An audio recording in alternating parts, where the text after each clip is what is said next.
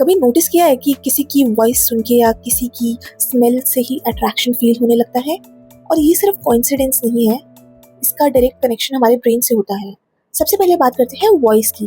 Research suggest करती है कि डीप, काम या कॉन्फिडेंट वॉइस ब्रेन में अट्रैक्शन सिग्नल्स ट्रिगर करती है।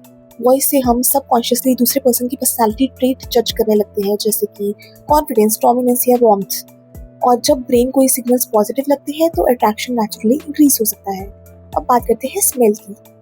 हमारा sense of smell directly brain के लिम्बिक सिस्टम से कनेक्टेड होता है, जो इमोशंस और मेमोरी कंट्रोल करता है। इसीलिए कोई specific smell instant emotion reaction create कर सकती है, कभी कंफर्ट, कभी अट्रैक्शन। एक इंटरेस्टिंग कॉन्सेप्ट है फेरोमोन्स। ये बॉडी के नेचुरल केमिकल सिग्नल्स होते हैं जो सबकॉन्शियसली अट्रैक्शन इन्फ्लुएंस कर सकते हैं।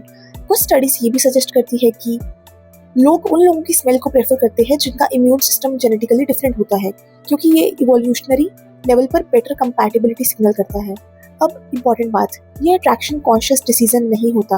अब कॉन्शियसली डिसाइड नहीं करते कि मुझे इस वॉइस या स्मेल से अट्रैक्ट होता है। ये सब सबकॉन्शियस ब्रेन प्रोसेसिंग का पार्ट होता है। लेकिन इसका मतलब ये नहीं है कि सिर्फ वॉइस या स्मेल से ही लॉन्ग टर्म अट्रैक्शन डिसाइड हो जाता है।